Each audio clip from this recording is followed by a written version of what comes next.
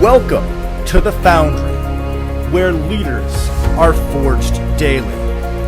I'm your host, George Roberts.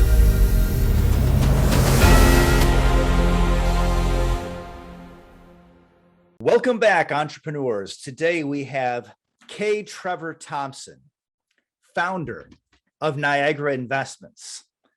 Welcome, Trevor. It's great to be here, George. Thanks for having me on your show.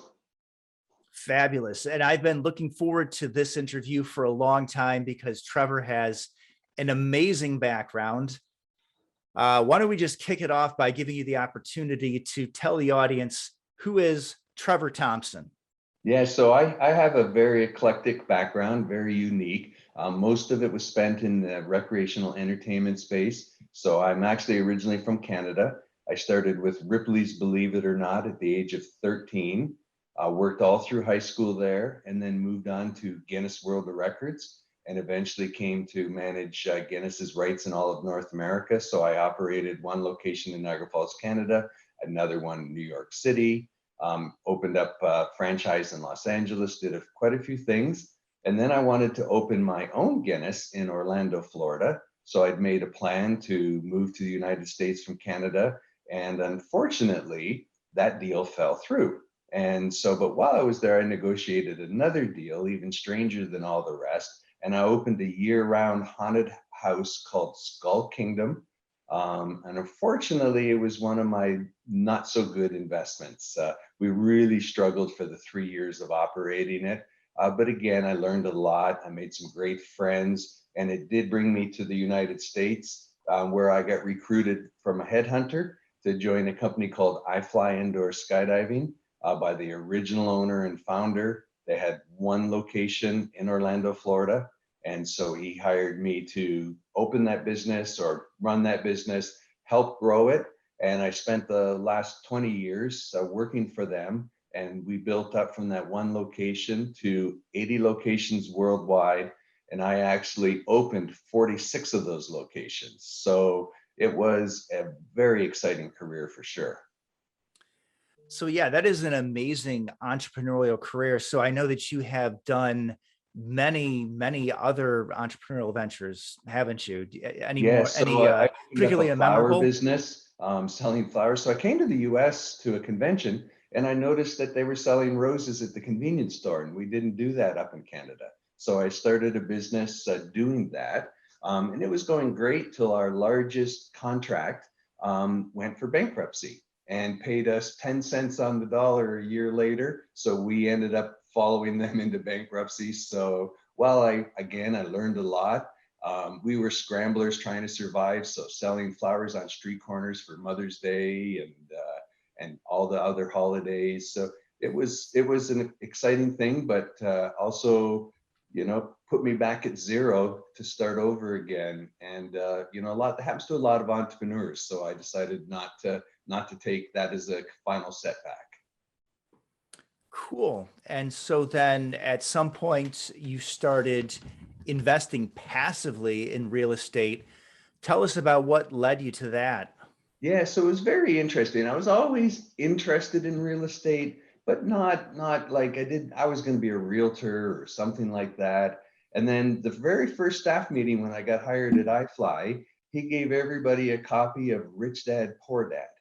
And again, like so many people started, it opened my eyes to something new. But I also did what so many people do after they read that book. I went on just continuing to work on my career.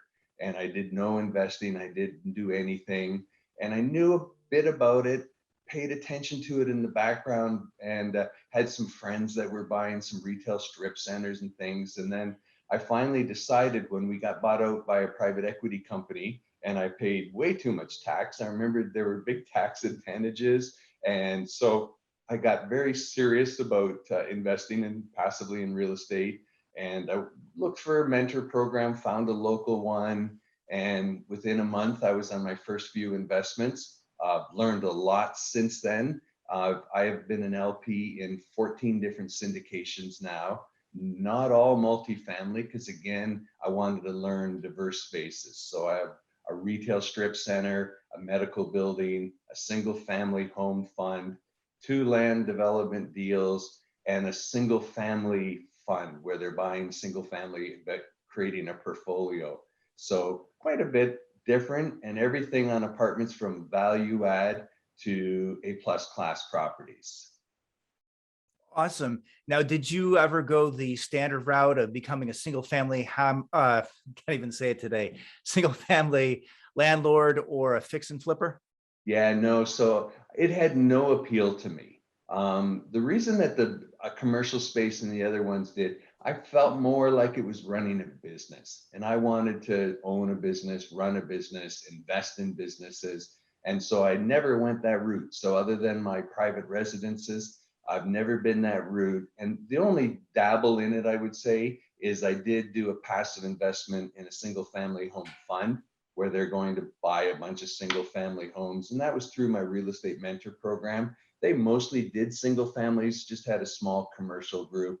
And so I decided that it was more to create some diversity in my portfolio, and I always referred to my investments, I wanted to earn and learn. And so I tried to invest in things that I could learn something else that at least at some point could be applicable in my real estate career. Yeah, I think that's awesome. And I do believe that many people do vastly underestimate how much you can learn as a passive investor. You've still got to vet the investment. You've got to go through your own due diligence, and you're going to get a lot of updates. It's definitely going to get you into a totally new social network. So I think that it's an amazing way to learn. I still love investing passively, even though I invest actively as well. Yeah. And maybe that would be a Yeah. great segue into telling us how and why did you then switch to active investing? Yes, so I started by volunteering as an asset manager for one of the things I was actually an LP in, but they were as a struggling deal. So I volunteered to be an asset manager. And then COVID came along and unfortunately ended my career with I fly indoor skydiving. So at the time I was a volunteer asset manager, learning. So first they wanted me just to help their asset manager. Then they fired the asset manager. Then they fired the property management company. So I found myself first time basically being direct property manager, asset manager for 176 door deep value add in the middle of a pandemic. So you want to talk about earn and learn. I learned a lot. I really did. And it was such an amazing experience because, I went through what I'm going to refer to probably as one of the toughest resets in value add real estate, which was the pandemic. That was the clientele tenants that got hurt the worst. And so I learned a ton doing that. I stopped doing it in about October. Since that investment has sold, unfortunately, it didn't pay anything other than your capital back. The pandemic had a lot to do with that. Yeah, and that is a very fascinating story. You pointed out how it is those Class C tenants, the working class tenants, they really did get hit the worst during this pandemic. And I know that the theory is always that Class C should do the best because you can always fall one level down. And of course, it was the service workers, food service, literally anything where you have to go face to face. That was the first thing to go.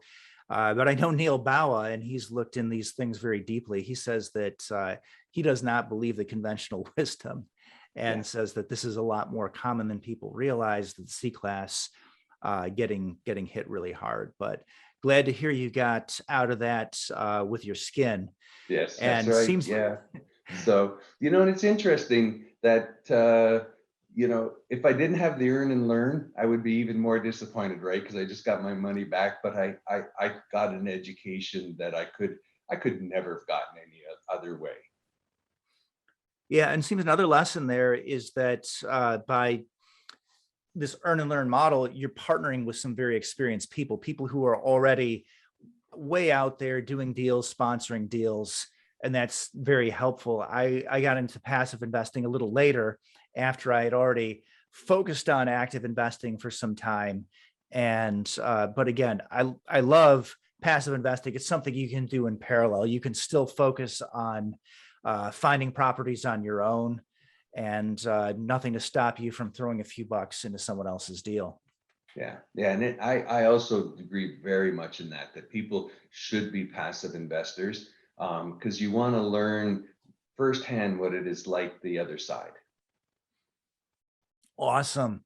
Well, one of the things I like to draw out on the Foundry is people's entrepreneurial careers. And for you, that's not hard, because essentially, even when you were working for other people, you were opening up new franchises. It seems you've always had a very entrepreneurial outlook. So I'd like to ask you what motivates you and inspires you as an entrepreneur. Yeah, so there's a couple of things. I'm very peculiar that I like incremental improvements. So I like to take a business, look at it, and think, how can I do this better? So every time we opened a new iFly location, we debriefed, what could we have done better to make the next one more successful? Every time we hired and trained a management team, we would think, how could we have trained them a little better? How could we have picked a different person? What lessons did we learn? And so that comes very much into full circle for what I'm doing now, that, it's like basically you're taking over somebody else's business, which I did several times. We took over some franchise locations, and you're taking that business to the next level. And so it always taught me, I was always driven just to be a little bit better, sort of self-driven. And then now being able to be with more experienced ones, I'm learning a little bit more of the systems and metrics to do that, right? It's one thing to know how to do it in your heart and head, and it's another thing to get with what I'm going to refer to as a fully fledged syndicator, and really learn their systems that they use for tracking what they do. And so that's the next level. But mine has just been driven to exceed and excel in everything I do. I'm an avid learner. I'm a crazy networker. Like, I'm all over the place, very active on social media. Where we met in person for the first time, I got in an elevator. Some guy I've never met pointed at me and said, "You're Trevor Thompson. You're all over the internet." And it's true.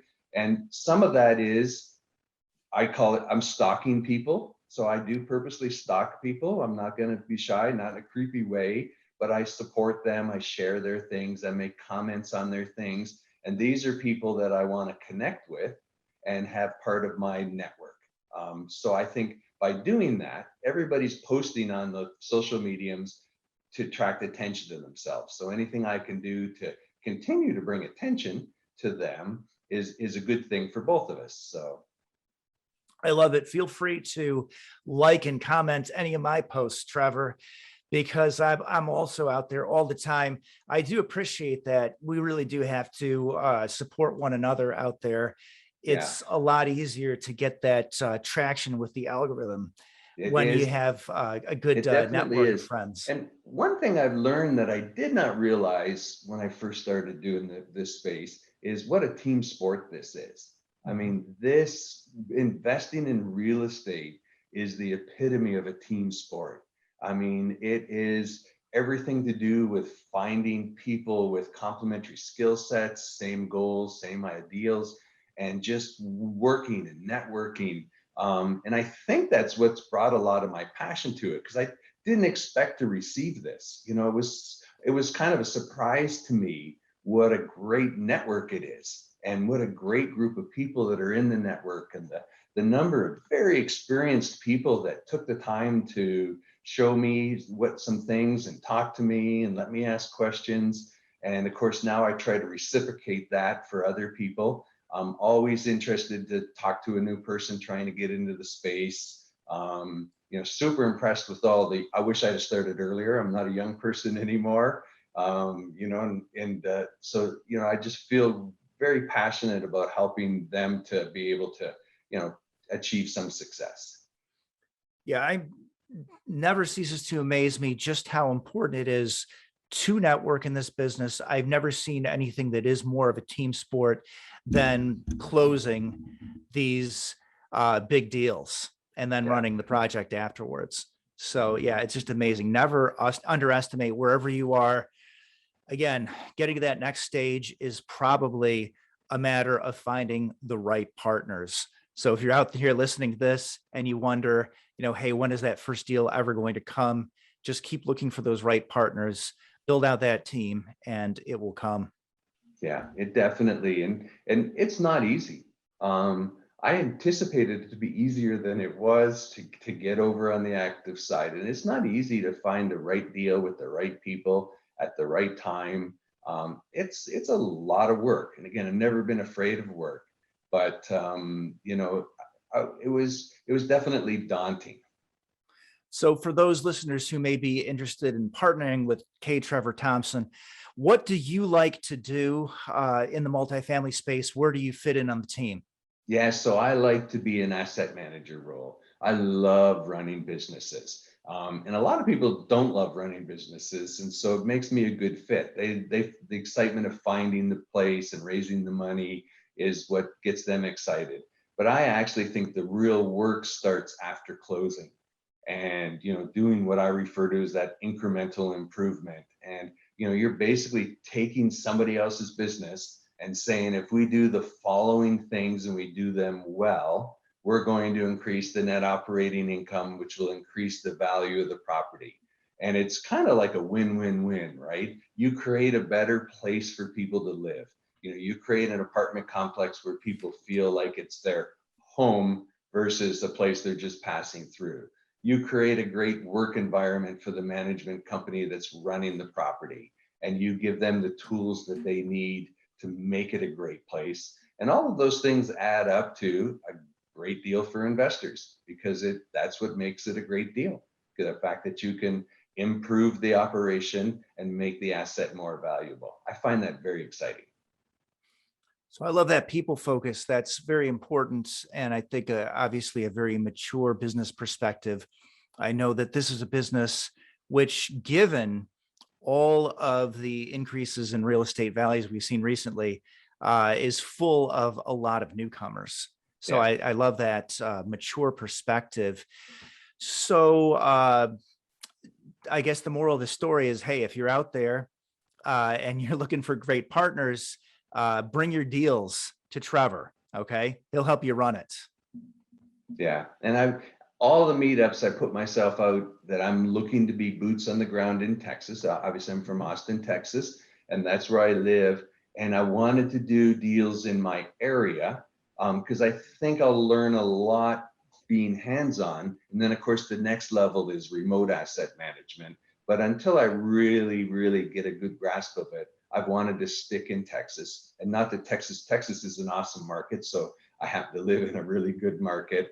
But then, my ultimate goal is to expand that and be able to find somebody like me in another market and manage that person to be successful. And that's how you're going to grow your business. Yeah, I love it. And then to get back to that asset management, tell us about some creative streams of income that you are pursuing. Yes. So, I mean, at our current property, or the one that I was asset managing before, we were in an interesting location that we didn't have any drive-by traffic and we had very little budget. So I actually spent hours and hours and hours doing Facebook Messenger ads and doing different things, and became quite successful at getting people to look at our ads. And I mean, I was responding to, in the middle of the night, I was responding to tenants, booking appointments for the leasing agent, a real big desire to fill it up with quality people. And it was very interesting to learn to do that.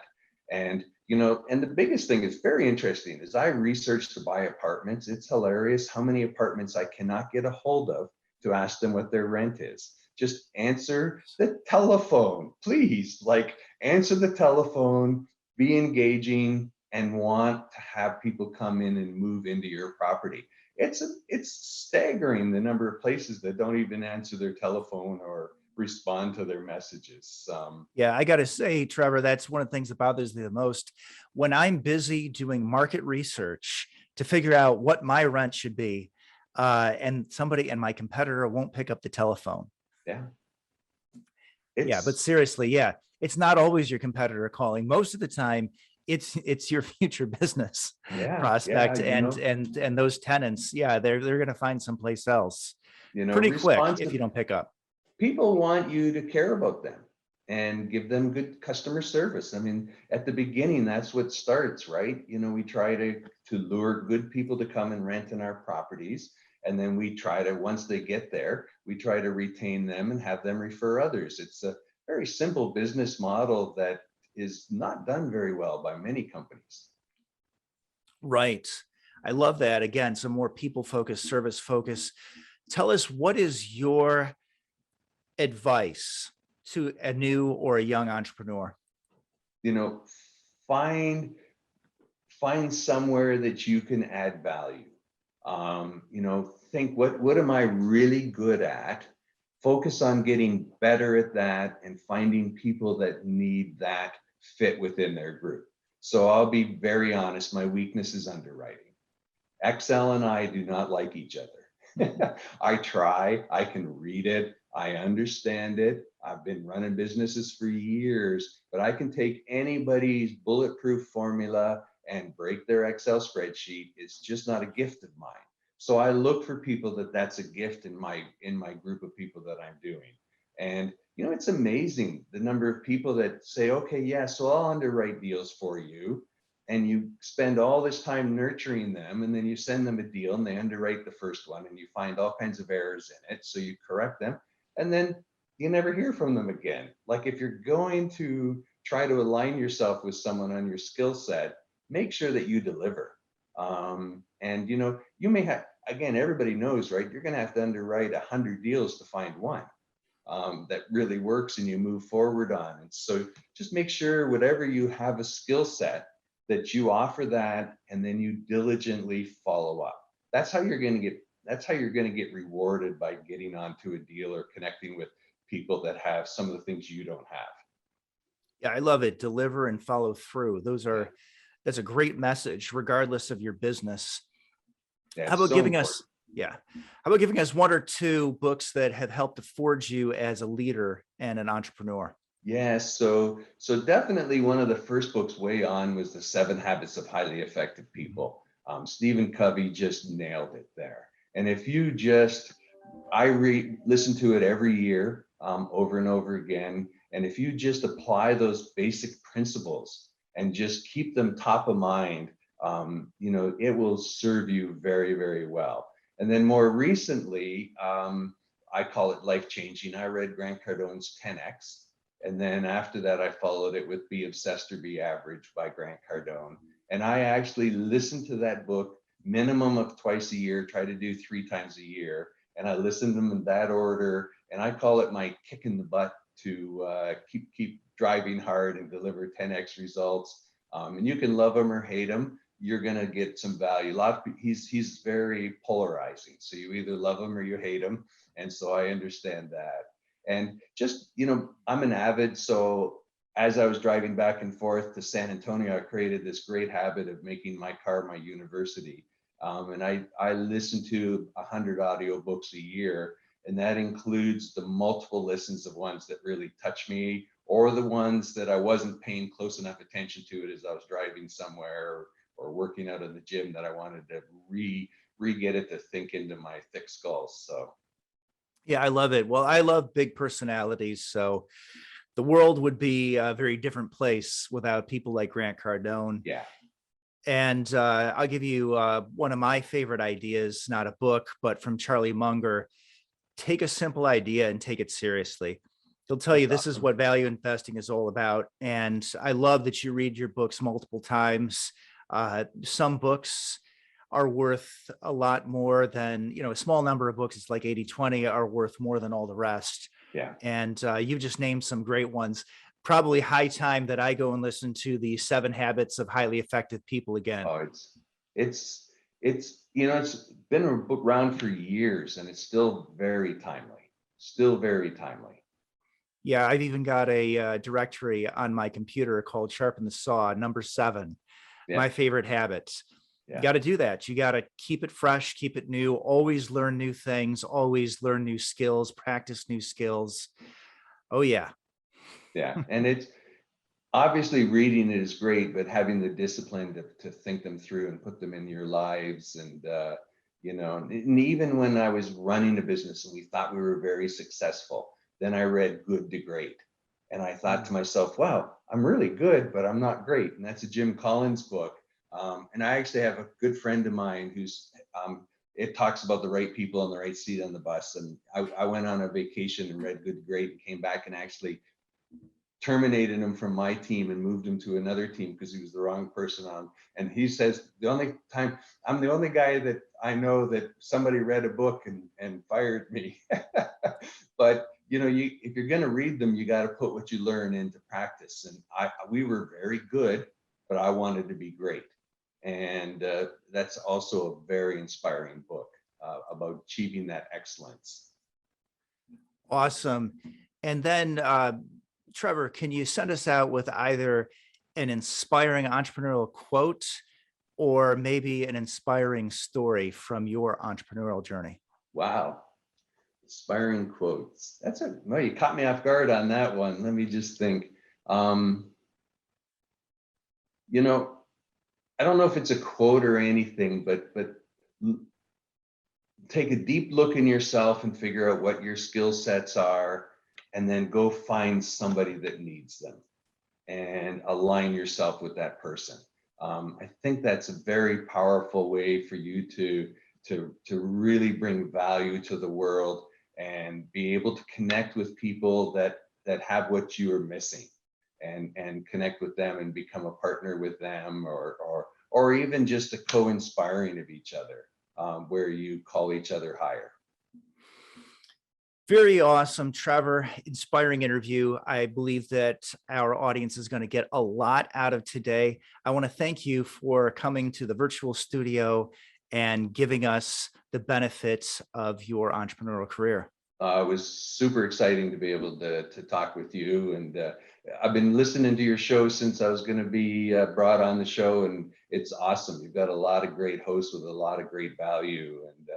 And I've enjoyed listening. Thank you so much.